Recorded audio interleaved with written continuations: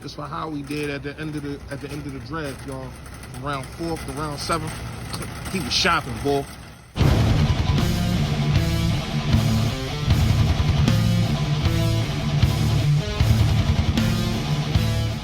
You're that. Hey, listen, man. Don't laugh at my little bit of, you know what it is, man. It's your boy, Philly Fresh, a.k.a. the General, reporting for duty. Hey, listen, man, thanks everybody that subscribed, man. Appreciate it. If you haven't subscribed, make sure you hit that button and hit the bell right next to it. Let you know when I put a video up. Hit that thumbs up, push me out there, man. Got a lot of things I'm trying to do, but I got to climb up the ranks. You already know what I'm talking about. Now, first, I don't want anybody to laugh at the little bit of groceries that I got. Yeah, I know. Howie been shopping, though. Howie been shopping. He been shopping more than me. See what I'm saying? I don't really like being in the grocery store that long with this pandemic going on and all that. So I be in and out. I really can't be in that joint too long, man. I don't like a lot of people around me, especially now. But now to the Eagles. We're going to grade Howie. We're going to grade Howie on his draft position. Me personally, I give him a B-. He could have had an A+. The second round pick, 53 overall, kind of befuddled me. It befuddled me, and it's still befuddled. And I'm going to probably make a video about that tomorrow. But that's not what we're really here to talk about. Because you already know how I feel about Jalen Reagor. If you follow the channel, you know I like this kid. I like it a lot. I like the pick. Number 2, second round pick. Nah, ain't feeling that. I'm not saying I'm not feeling the talent. I'm not feeling where you got the kid from. And it's a whole lot of, I ain't gonna say conspiracy things, but it's a whole lot of things in my mind that I'm starting to think of why they got this kid. But I'll explain that tomorrow in another video. Third round pick? Devon Taylor. I didn't even know we drafted him to the next morning. I had a headache from the Jalen Hurts situation, so I didn't even know. So I pulled up some tape on him. He good. I would have liked Murray or Quinn at round 2, but how we address the linebacker situation? I kind of think he's a linebacker / safety type kind of guy, the kind of guy that Jim Schwartz likes, the kind of guy that he wants to put implement in this defense. You know, the leaner, faster, get side to side, good speed. He doesn't have the physical traits, meaning he's not a big guy, but man, he can hit. He can hit. Wore number 20 in college. No, he's not wearing number 20 here. But all in all, I can't even really say I don't like that pick. I do like that pick. Round 4, we went with a guy that I really like, Kayvon Wallace. I really, really like this dude, man. A Clemson guy. That's another school Howie really doesn't draft from. It's good that he addressed that. You know, getting a guy from an upper echelon school, especially a guy that's a national champion, that could probably come in day 1 and start at the safety position, nickel safety, stuff like that. I really like this kid, man. Tracks the ball, a good tackler, another defensive player that Jim Schwartz likes, a kind of in the box kind of guy. You know what I mean? Can tackle very, very, very well. And if he emerges at the nickel position, maybe Mills can go back to corner. So we don't probably have to worry about if Sidney Jones is going to play that position all the time. Jim Schwartz got a lot of integral parts that he can play with, man. As I'm looking at this defense is very, very scary. All we had to do was find a legitimate, if Derek Barnett is not going to step up, find a legitimate pass rusher coming off the edge. And it's nothing that nobody can really do with this defense. You know what I mean? The integral parts that Howie has put in, man. Jim Schwartz is on a hot seat. I'm gonna tell you that.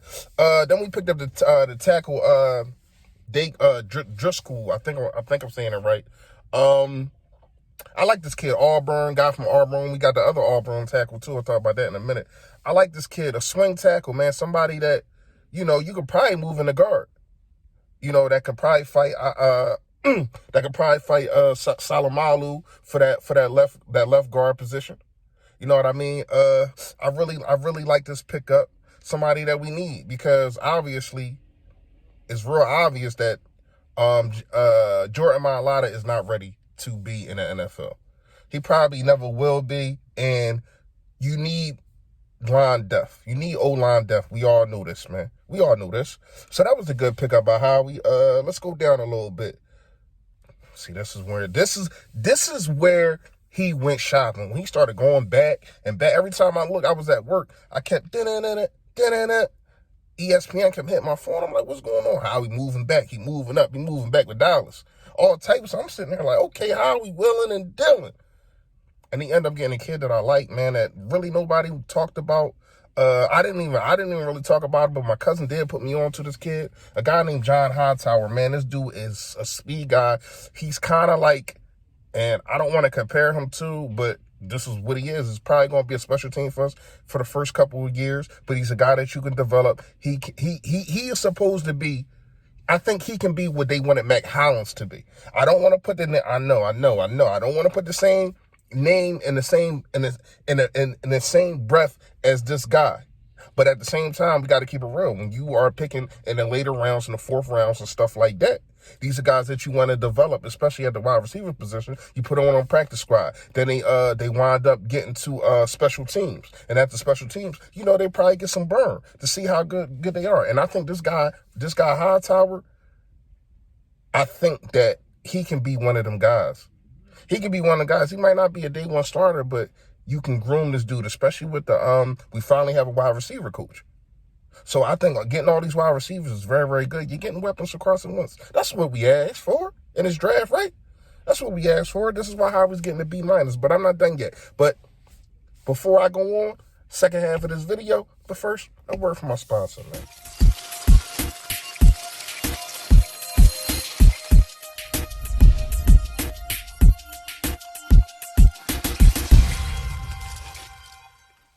Yep, you see it, 108 East Baltimore Pike. BBC, bodybuilder collision. Been in a fender bender? Somebody hit your mirror? Jealous girlfriend? Jealous boyfriend? Whatever the case may be. Bust your windshield? BBC got you, man. 108 East Baltimore Pike, like I said before. Tell them Philly Fresh sent you, man. They gonna do you good no matter what. But you tell them Philly Fresh sent you, they do you way better, man. Now, we just went from round 3 to 5. So let's get in the 6th round. I also like this pick too, Sean Bradley from Temple. He's another guy, sideline guy. Not really a bulky dude, but he can play your Mike linebacker. He can be your middle linebacker, but he got some developing to do. But I watched this kid, him being from Temple, being from Philly. I think that this is a good acquisition. Another defensive player for Jim Schwartz, the kind of guy that Jim Schwartz wants. So we got this pick right here. I feel as though was the steal, not of the draft, but of the people that we drafted. This was a steal. 5th round, Quez Watkins, man. Me, Gate City, and Philly Talk Podcast, aka Philly Mike, been talking about this dude. We thought he was gonna go like 3rd, 4th round. This dude ends up going in the 6th, and you get this dude. You want to talk about speed? Now I know. Hightower was the second fastest after Ruggs that ran in the combine, right? But Quez Watkins is right up there, man. I'm trying to find his time, 4.3. He ran a 4.32 or something like that. When you talk about speed, this dude's speed just jumps off of the table. I really, really like this pick, and I feel as though you stole him in the 6th round. You stole this dude in the 6th round, and you moved back to get him. And I think I'm not sure, but I think this is the pick that you also got a good one in too from moving back with the 49ers. So Howie willing and dealing at this point. Once you hear Quez Watkins, you're like, what? More speed and more talent for my man Carson. I can't complain about that. Okay, so then we got the other tackle from Auburn. I ain't really gonna lie, I really don't know how to pronounce this name. Tigo Wanoa Go. I don't know. If somebody can comment down below and let me know, like try to pronounce it out or whatever, just let me know, because I can't get it. I've been trying to listen to the radio stations and see if anybody knows it. They can't even pronounce it. So, hopefully I get that right one day. But I like this kid too. 6'5", 308 pounds. He's not as limber as the other tackle that we got, but I really like this dude. I feel as though he can be your depth. I feel as though he's gonna make the squad, and so is the other tackles. Let's see. And your last pick, you finally got an edge rusher, Toolhill. I don't know too much about him. I do have to do some due diligence, and and really look up some tape on this dude. From what I see, 6'4", 250 pounds, big guy.